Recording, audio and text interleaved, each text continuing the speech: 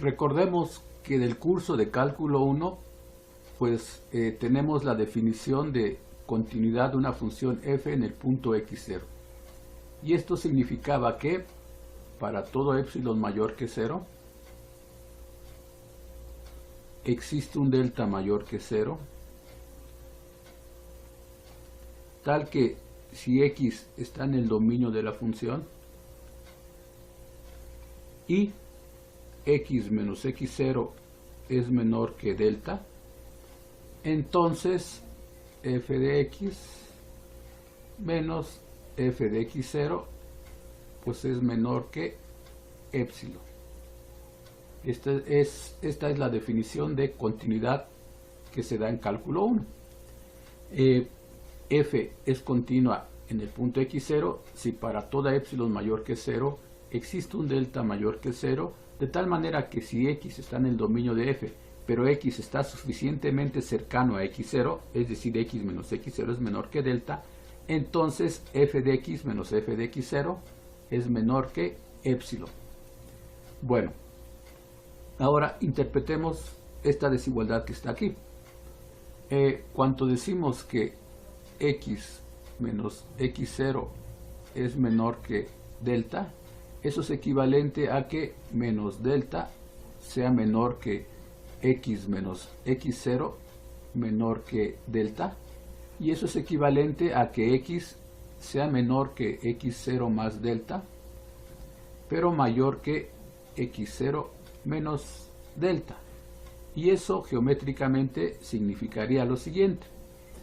Aquí tenemos x0, dibujemos el intervalo con extremos x0 más delta, este sería este extremo x0 más delta, y el otro extremo sería x0 menos delta.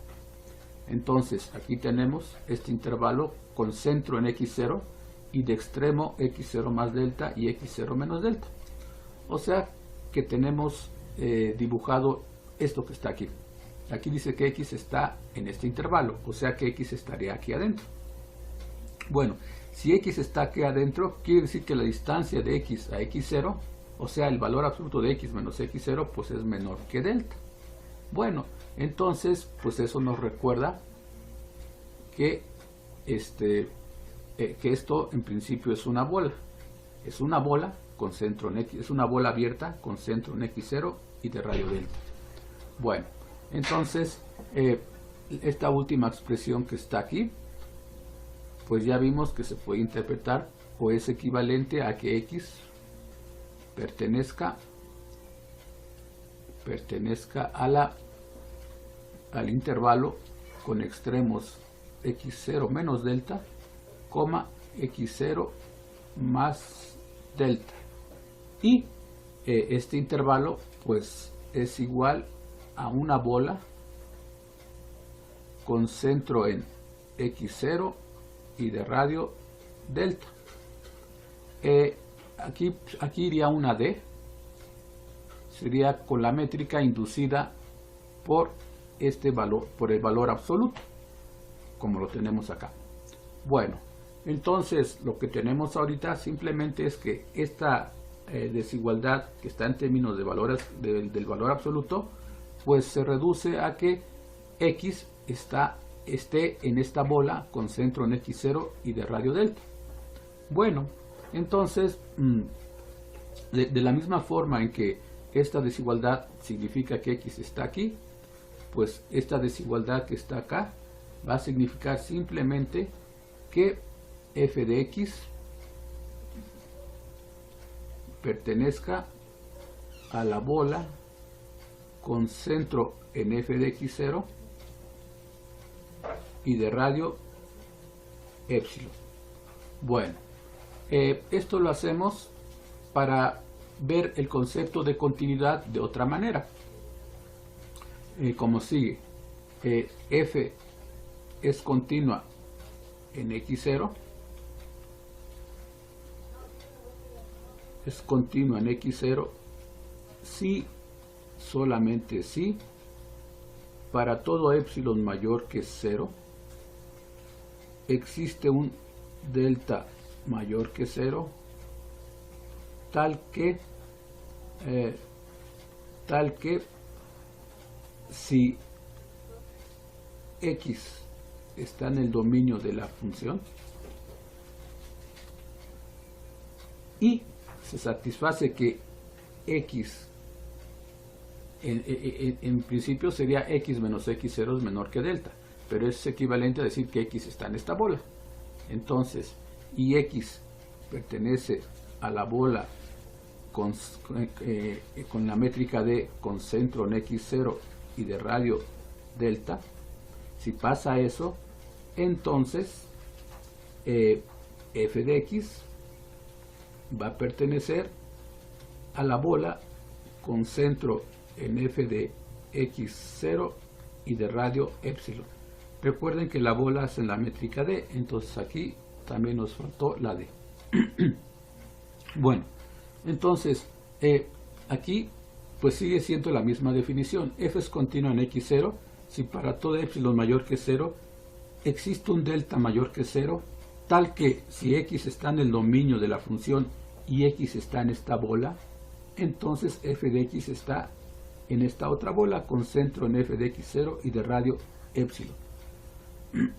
Ahora, lo que hemos hecho es simplemente cambiar de ropaje la definición. Aquí tenemos valores absolutos y aquí ya no aparecen, aunque sí están escondidos. Bueno, pero otra forma de reescribir esto es como sigue. Vamos a decir que f es continua en x0 si, solamente si, para todo epsilon mayor que 0 existe un delta mayor que 0, tal que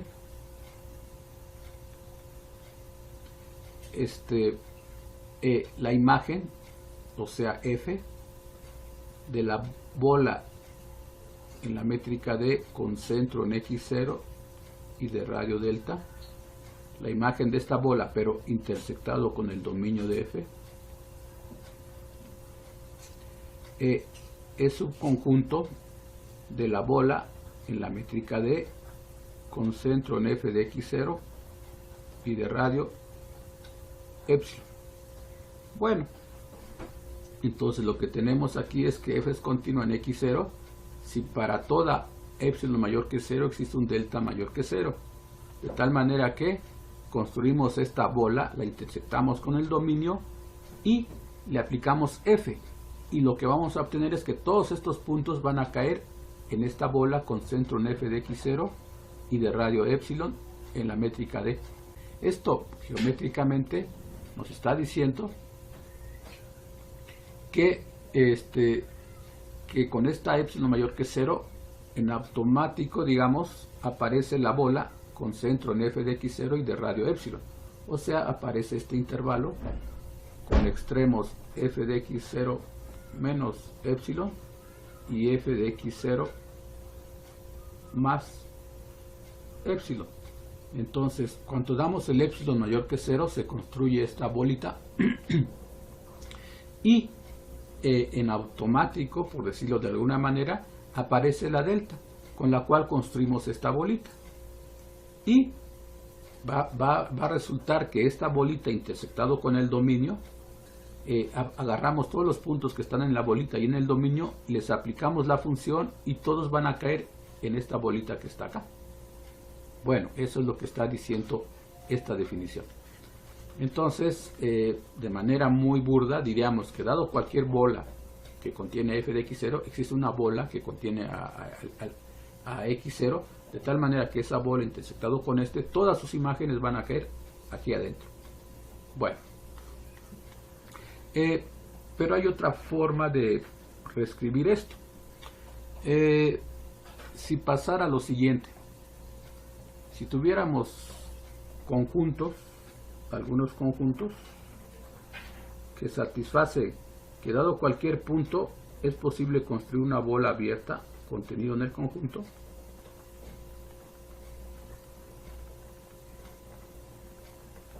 entonces intuitivamente este conjunto que está aquí estaría construido por la unión de bolitas.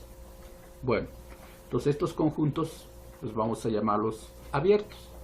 Entonces, con esta idea, pues el concepto de continuidad se puede escribir como sigue. F es continua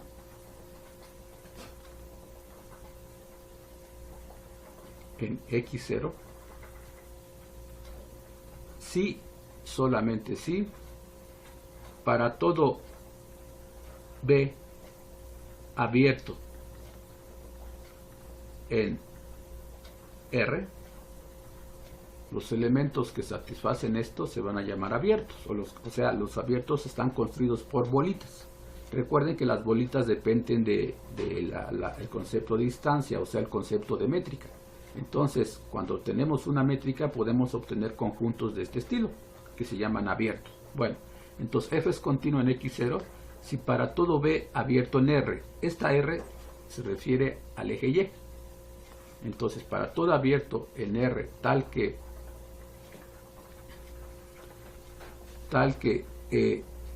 F de X0 sea un elemento de B, o sea que para todo abierto que contiene F de X0,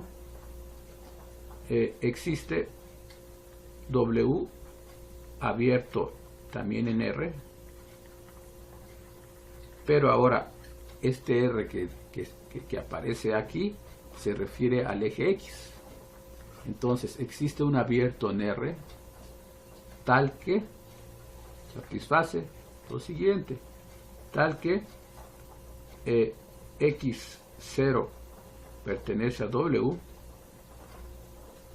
X0 pertenece a W, vamos a escribirlo bien, tal que X0 pertenece a W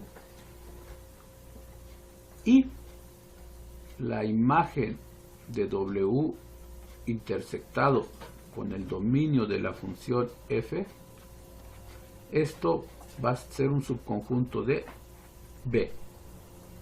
Bueno, entonces la definición de continuidad quedaría no en términos de una bolita como aparece aquí. Aquí la definición de continuidad queda en términos de la bola con centro en X0 y de la bola con centro en F de X0. Pero en esta definición, o más bien en esta equivalencia, pues simplemente vamos a decir que F es continua en X0 si para todo abierto que contiene F de X0 existe un abierto que contiene a X0, de tal manera que la imagen de este conjunto, o sea de W intersección con el dominio de F, es un subconjunto de B. Y esto que está aquí significa simplemente que dado cualquier abierto que contiene a F de X0, cualquier B, existe un W que contiene a X0, de tal manera que ese W interceptado con el dominio de la función, su imagen va a caer aquí adentro. Bueno, eso es lo que está diciendo esta forma de interpretar la continuidad en X0. Bueno, esta definición pues trabaja con el concepto de conjunto abierto. Ya habíamos dicho que en este caso los conjuntos abiertos van a estar construidos por bolitas, y estas bolitas van a depender de la métrica, porque las bolas se definen en términos de que la distancia entre un punto y el centro es menor que el radio de la bola. Entonces necesitamos pues la métrica para definir las bolas. Pero si estuviéramos en un espacio X,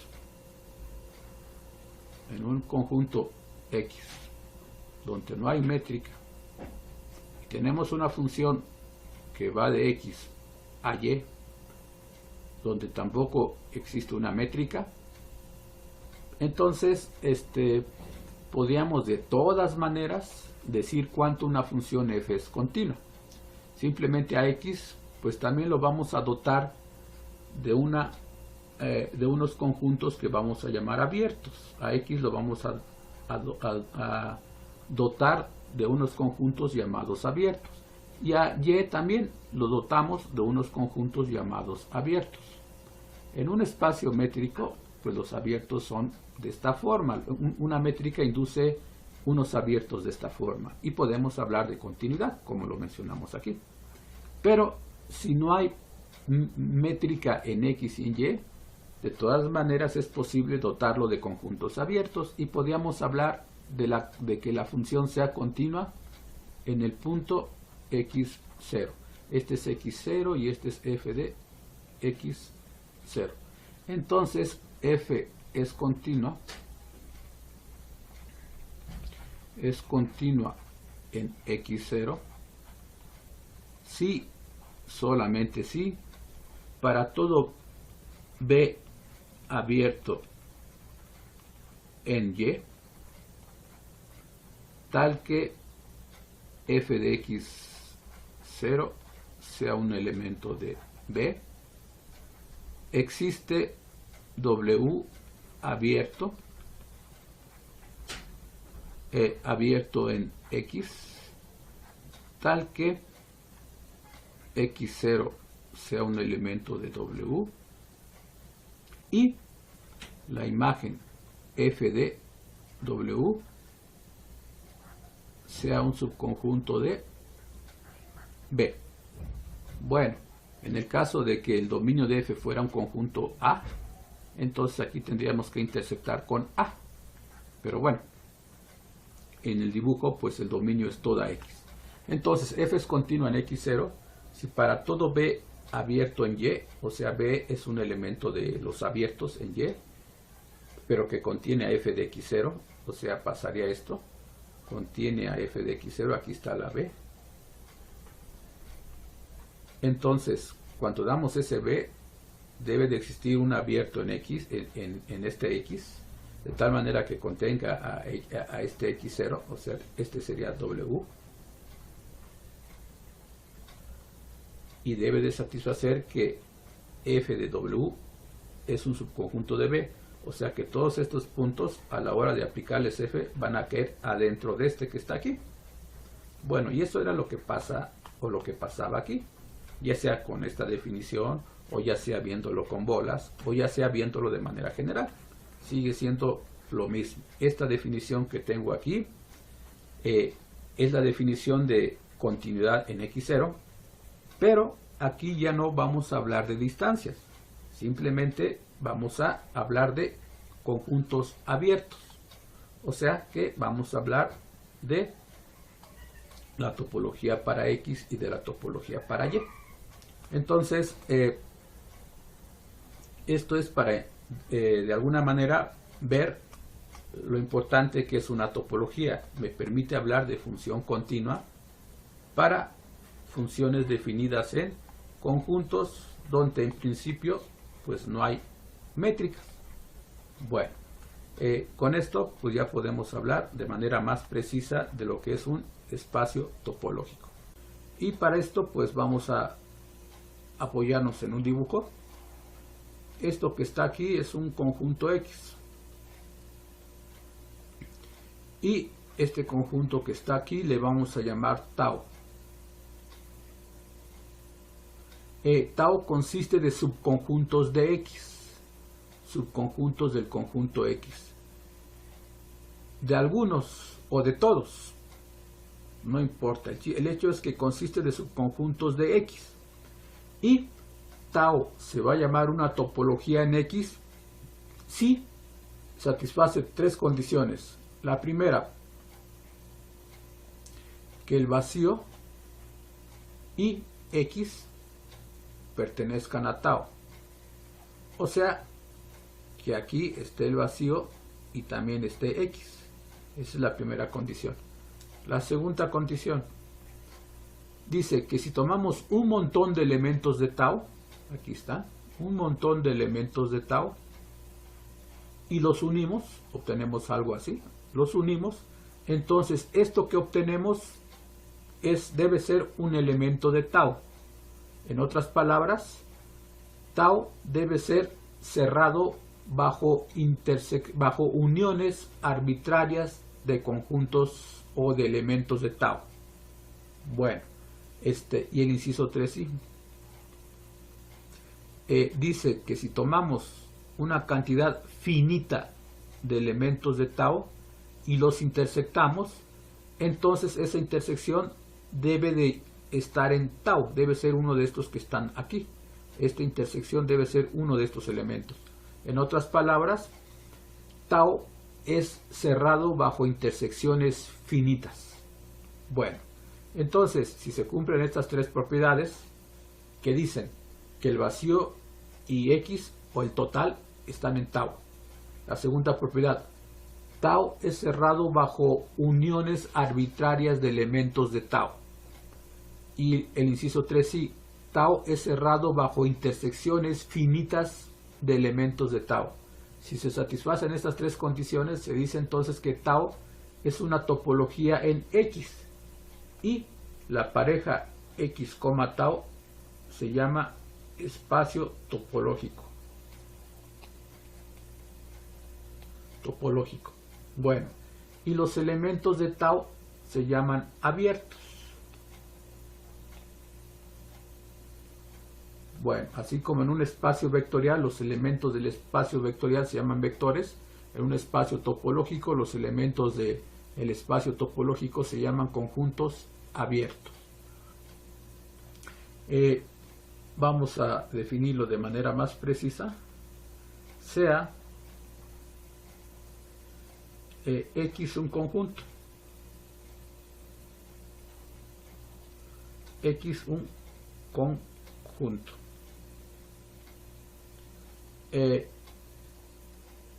Y vamos a ponerle I tau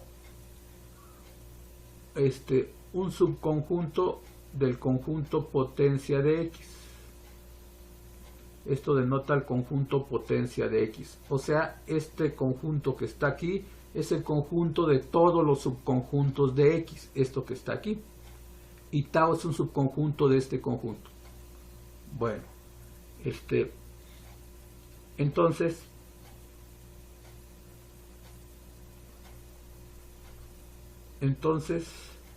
tau es una topología en X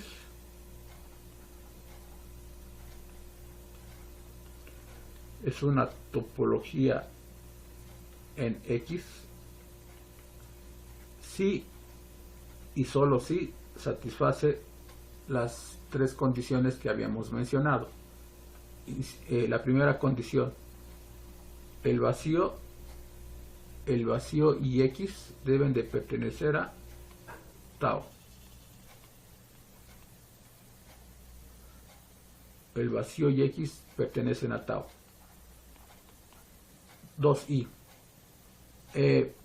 Si B alfa pertenece a tau para todo alfa que pertenece a un conjunto de índices, entonces la unión de los B alfa con alfa en I pertenece a tau. O sea que tau es cerrado bajo uniones arbitrarias de abiertos o de elementos de tau. El inciso 3i. Si BI está en tau para I con 1, 2 hasta n, entonces la intersección de los BI con I desde 1 hasta n es un elemento de tau. Bueno, entonces lo que tenemos es un conjunto X y un subconjunto del conjunto potencia, donde los elementos de tau pues satisfacen estas tres condiciones. Si pasa eso, entonces tau es una topología en X. Y la pareja X, tau, como está aquí, se llama espacio topológico y los elementos de tau se llaman conjuntos abiertos. Bueno, esta es la definición para un espacio topológico o para una topología en X.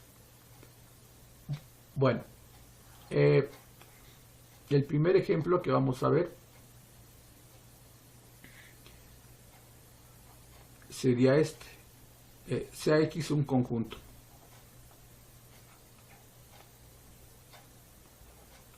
Sea X un conjunto. Ok. Si tau lo definimos como simplemente el vacío y X, o sea, nada más consiste de dos elementos, entonces tau es una topología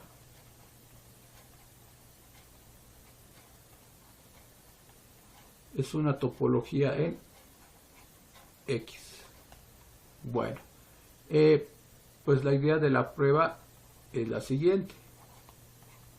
Pues hay que concluir que pues el vacío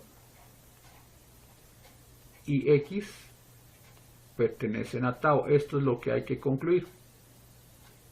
Bueno, entonces checamos cómo es tau.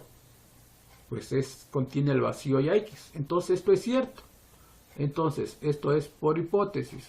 Por hipótesis tenemos esto. Y ya terminamos el inciso I. Bueno, inciso 2I.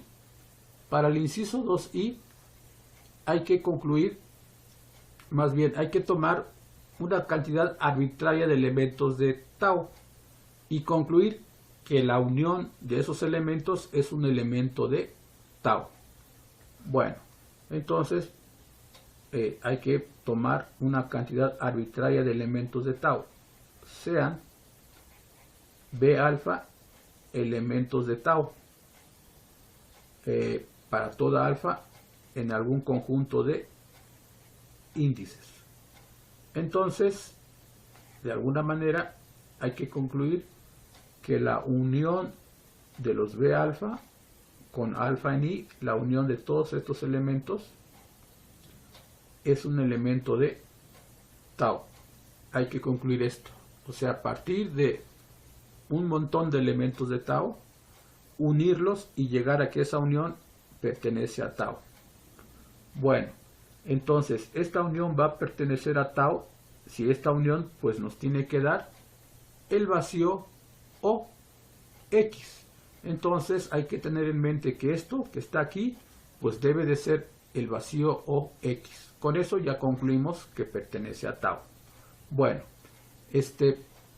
si tomamos un montón de elementos que están en tau, pues pueden pasar dos cosas. Que todos los elementos, o sea, todos los B alfa sean vacíos. O sea, que tomamos puros vacíos. Bueno, ese sería el caso 1, que todos los B alfa son iguales al vacío. El caso 2 es que al menos uno de los B alfa es X. Y en ese caso, pues también habría que concluir esto que está aquí. Entonces sería dos casos. Caso 1. B alfa es igual a el vacío para todo alfa en I. Si B alfa es el vacío para todo alfa en I, entonces pues la unión de todos los B alfa con alfa en I pues es vacío, el cual pues está en tau. Entonces pues concluimos lo que queremos. La unión está en tau, pero en el caso 1. La unión está en tau para el caso 1. Caso 2.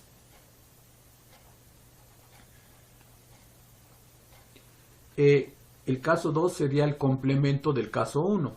El caso 1 dice que todos los B alfa son vacíos. Entonces el caso 2 es que existe al menos uno de estos elementos que no es vacío. Pero como está en tau, pues si no es vacío tiene que ser X. Bueno, el caso 2 es que existe un beta en I tal que B beta es X, al menos 1. Bueno, entonces a la hora de unir todos los B alfa con alfa en I, pues en algún momento vamos a considerar al elemento B beta, porque beta es un elemento del conjunto de índices.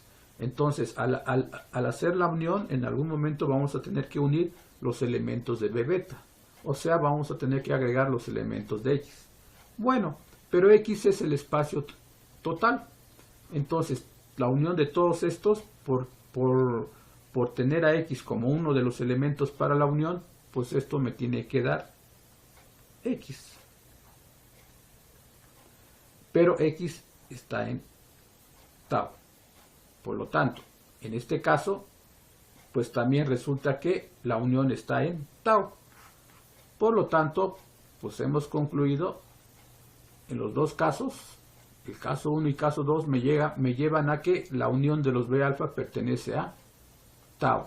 Entonces, pues ya terminamos, era lo que queríamos demostrar. Bueno, para el inciso 3i, aquí hay que tomar una cantidad finita de elementos de tau. Entonces sean BI elementos de tau para i desde 1, 2 hasta n, una cantidad finita de elementos de tau. Esto está mal, tiene que ser tau. Esto debe ser tau. Entonces sean BI elementos de tau para i desde 1 hasta n.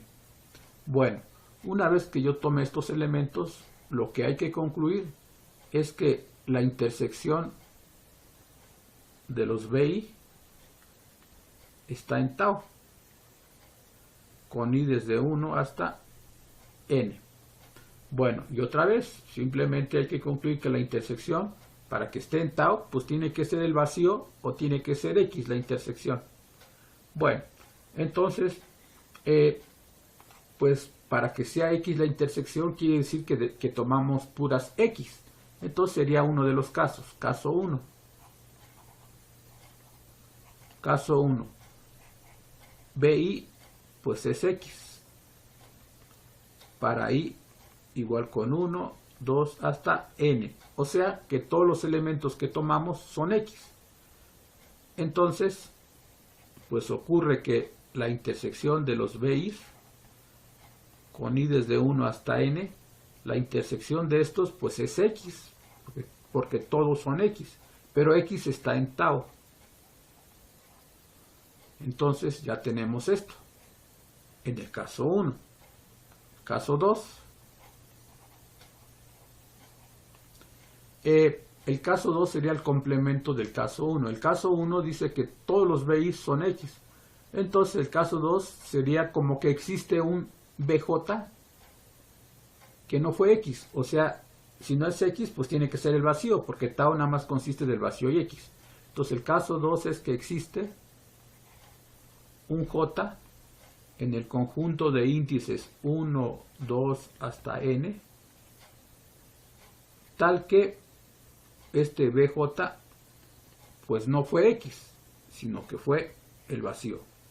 Bueno, entonces lo voy a poner aquí. Entonces la intersección de todos los BIs con i desde 1 hasta n, la intersección de todos, pues en algún momento pues van a tener que intersectar con el vacío, y esto pues me daría entonces vacío, el cual es un elemento de tau. Bueno, entonces lo que tenemos aquí es que para el caso 2, pues la intersección de todos los BI pues también está en tau, y son los únicos dos casos. Por lo tanto, pues concluimos por los dos casos que la intersección de los BI con i desde 1 hasta n es un elemento de tau. Y hemos entonces demostrado la propiedad número 3. Y con las tres propiedades demostradas, pues resulta entonces que este tau que está aquí es una topología en X.